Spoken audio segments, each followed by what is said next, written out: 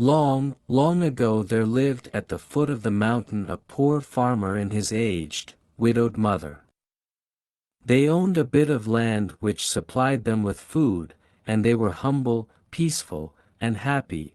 The province where they lived was called Shining. Shining was governed by a terrible leader. He was a warrior and hated anything that seemed weak or frail. One day, he issued a cruel proclamation. The entire province was given strict orders to immediately put to death all of the old people.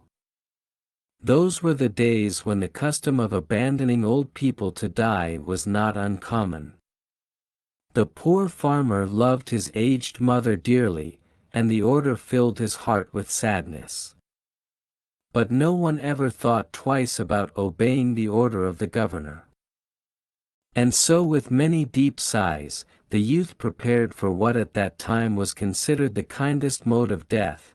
At sundown, when his day's work was ended, the son took a quantity of unwhitened rice which was the main food of the poor. He cooked and dried it, and tied it in a square cloth. He swung the bundle around his neck along with a gourd filled with cool, sweet water. Then he lifted his helpless old mother to his back and started on his long, painful journey up the mountain. The road was long and steep. It was crossed and recrossed by many paths made by the hunters and woodcutters. One path or another, it mattered not to the young man, as long as he went up. On he went, ever upward towards the high bare top of what is known as Obatsuyama, the mountain of abandoning the aged. The eyes of the old mother were not so dim but that they noted the reckless hastening from one path to another. Her loving heart grew anxious.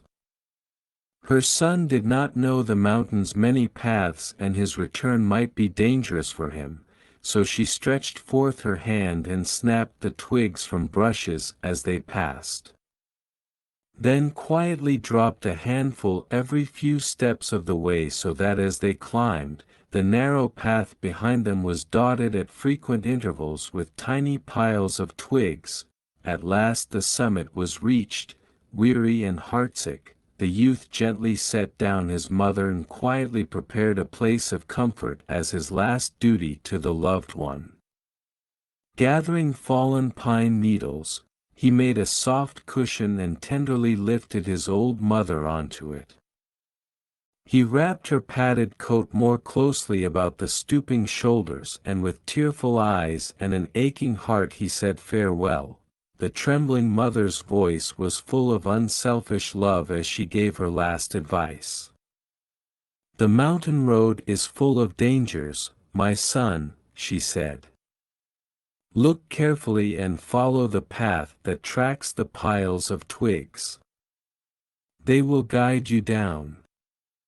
The son's surprised eyes looked back over the path, then at the poor old, shriveled hands all scratched and soiled by their work of love.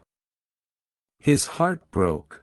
Bowing to the ground, the son cried out, "Oh, honorable mother, your kindness breaks my heart. I will not leave you. Together we will follow the path of twigs, and together we will die." How light she seemed now! And hastened down the path, through the shadows and the moonlight, to the little hut in the valley.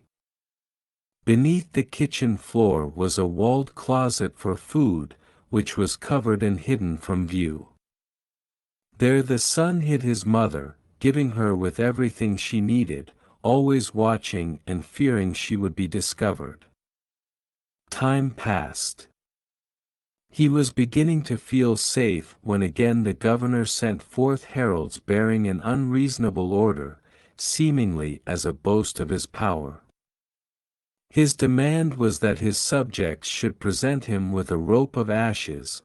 The entire province trembled with dread. The order must be obeyed, yet who in all Shining could make a rope of ashes? One night, In great distress, the son whispered the news to his hidden mother. "Wait," she said. "I will think. I will think." On the second day she told him what to do. "Make rope of twisted straw," she said. "Then stretch it upon a row of flat stones and burn it on a windless night." He called the people together and did as she said, and when the blaze died down, there upon the stones, with every twist and fiber showing perfectly, lay a rope of ashes. The governor was pleased at the wit of the youth and praised greatly, but he demanded to know where he had obtained his wisdom.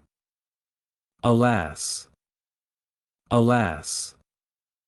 cried the farmer, "the truth must be told." And with deep bows he related his story. The governor listened and then meditated in silence. Finally he lifted his head. "The province of Shining needs more than the strength of youth," he said gravely. "Ah, that I should have forgotten the well-known saying, 'With the crown of snow, there cometh wisdom.'" That very hour, the cruel law was abolished. And the custom drifted so far into the past that only its legend remains.